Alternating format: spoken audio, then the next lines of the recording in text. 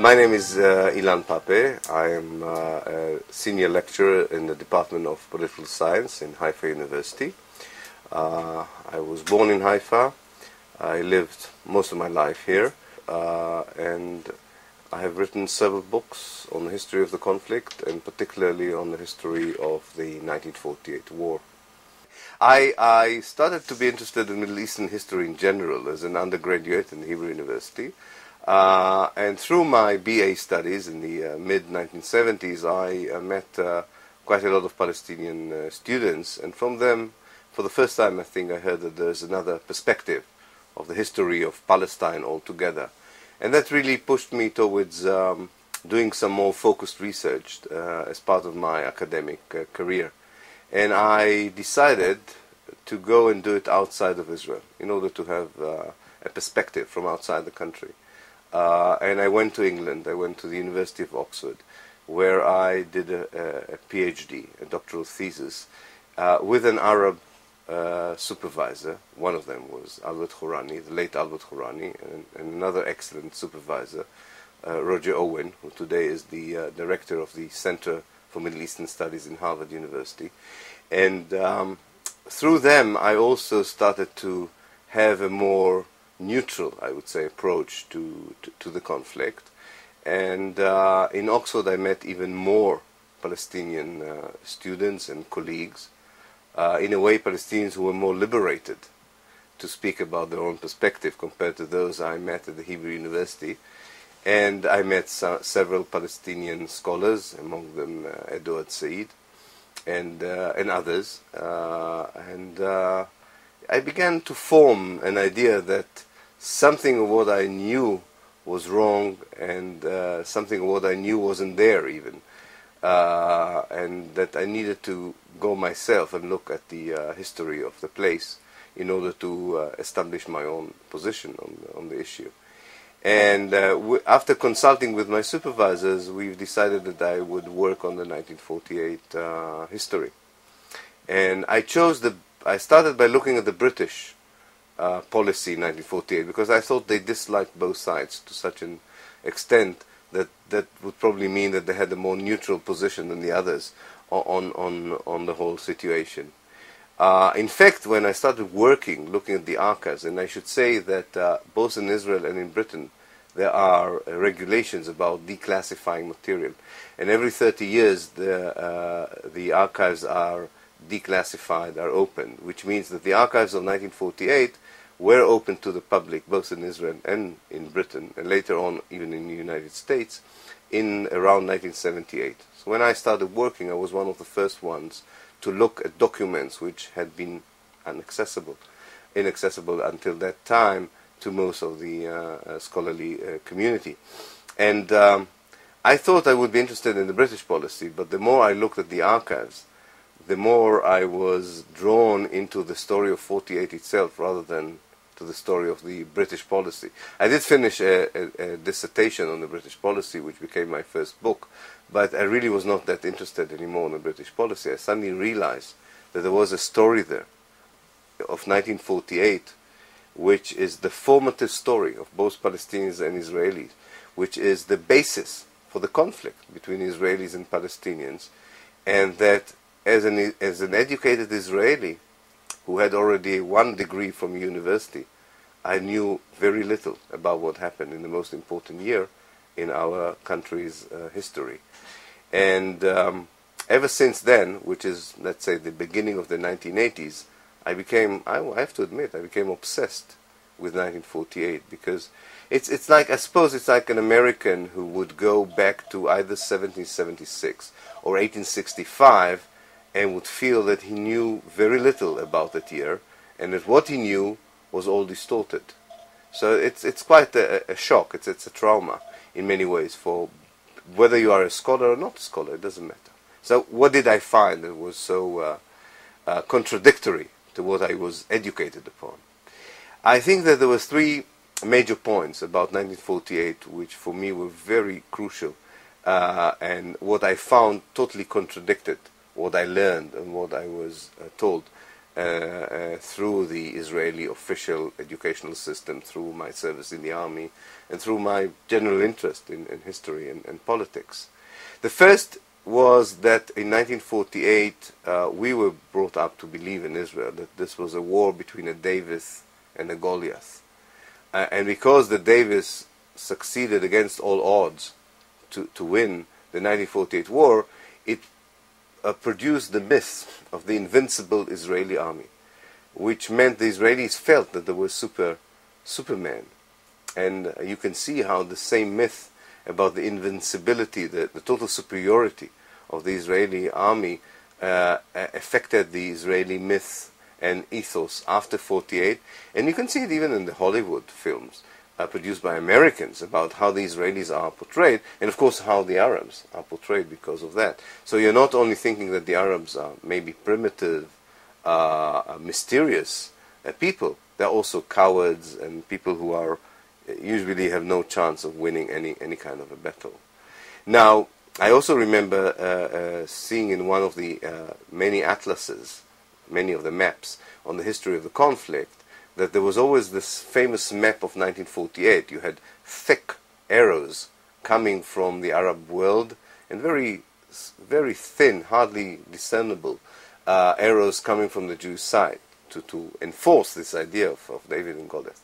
Now, looking at the document, it was very clear that there was, at the beginning of the war, a parity in the number of soldiers on both sides, and very early on in the war, the Jews had the upper hand in terms of soldiers, ammunition, logistics, and so on. So that was one myth that we had to deal with. And for us, as Israelis, it was important, because it was not just a question whether we were superhumans or not, because there was a very normal explanation why we won the 48 war, which has nothing to do with David beating the Goliath.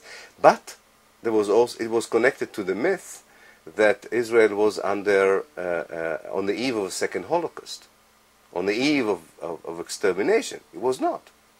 And I say we because I learned later on that I was not the only one who worked on the issue. Benny Morris and other historians, later to be known as the new historians, worked more or less at the same time, and we all came to the same conclusions.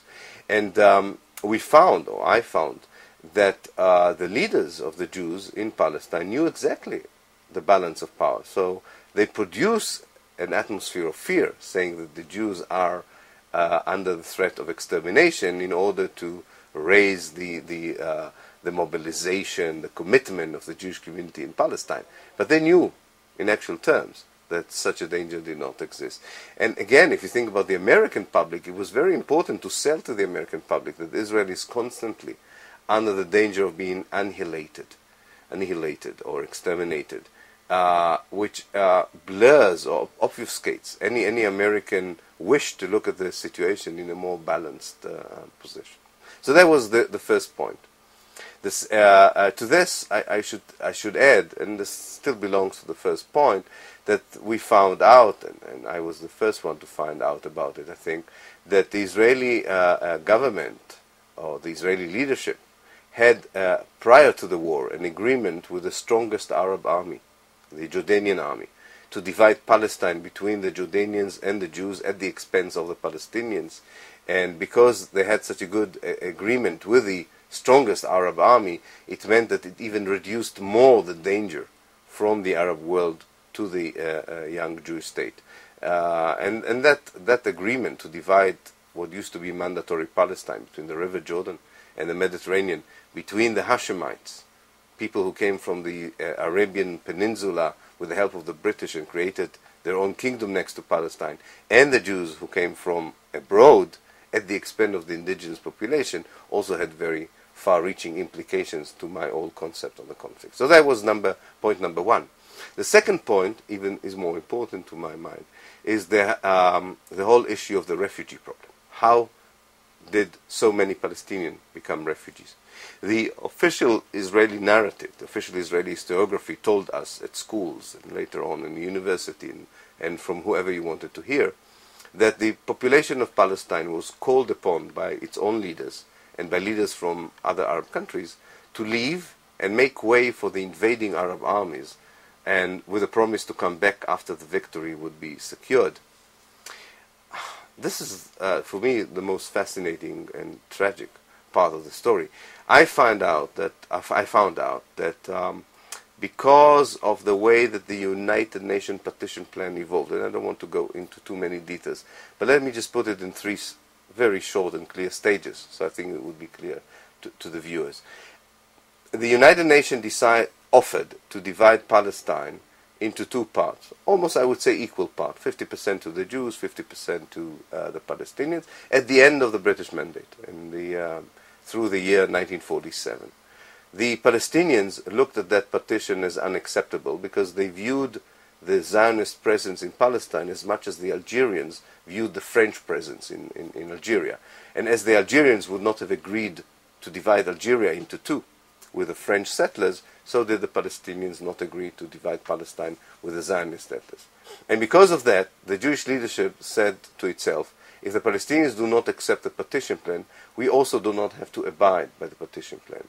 And they decided in around March 1948, they meaning the Jewish leadership, that Israel, the new Jewish state, will consist not only on the 50% promised by the United Nations, but almost an additional 30% of the land.